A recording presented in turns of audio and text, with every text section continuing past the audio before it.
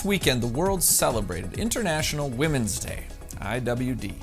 And every one of you reading this article knows that without the determination and vigor of the woman who carried and gave birth to you, your life would be an unwritten story.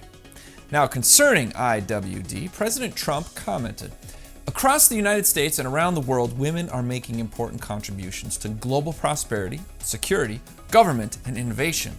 As we celebrate these remarkable achievements on International Women's Day, we also recognize the critical role our nation plays in advancing equal opportunity for all women so that they can reach their full potential and inspire the next generation of leaders." Since her inception, the citizens of America have always cherished, valued, and fought for their rights to life, liberty, and pursuit of happiness, which are documented and given to them by their Creator in Genesis chapter 1, verse 28. But did you know the biblical morality that underpins American law and government has always supported the equality and value of women? Though not always practiced by many Americans, our Creator has always required it of us. Just one verse prior to Genesis 1:28, Holy Writ records that God created man in his own image. In the image of God, he created them. Male and female, he created them. Both male and female are created in God's image, and he authored the philosophy of equality. This was a concept many of America's founding mothers understood, but tragically did not see fully practiced while in colonial servitude. One such mother was Abigail Adams. As a fierce proponent of women's rights, she is very well known for her March 1776 letter to her husband John and the Continental Congress requesting that they, quote, "remember the ladies and be more generous and favorable to them than your ancestors." She continued, "Do not put such unlimited power into the hands of the husbands. Remember, all men would be tyrants if they could. If particular care and attention is not paid to the ladies, we are determined to foment a rebellion and will not hold ourselves bound by any laws in which we have no voice or representation."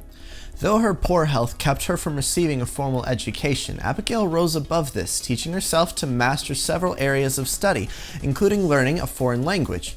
She was the close confidant of her husband, John Adams, who trusted her counsel and relied on her for sound military intelligence information as well as political guidance. She was an excellent businesswoman, a faithful wife, and a devoted mother. She was the first female representative from the U.S. at the court of Britain and the first woman to live in the White House. She was the wife of one U.S. president and the mother of another. She was also a strong and outspoken Christian, leaving behind a rich legacy in her extensive personal writings. "He who neglects his duty to his Maker may well be expected to be deficient and insincere in his duty towards the public," stated Miss Adams. In a letter to her close friend, Mercy Otis Warren, America's first female historian who is called the conscience of the American Revolution, she wrote, "A patriot without religion, in my estimation, is as great a paradox as an honest man without the fear of God." Today, more than ever, we are in need of fiercely committed Christian women like Abigail to support our communities, strengthen our country, and preserve the blessings of Almighty God for every American. This is Jake MacAulay and Dominic MacAulay with the Institute on the Constitution, bringing you the American View. Thank you for taking the time to tune in to our weekly commentary on the Constitution.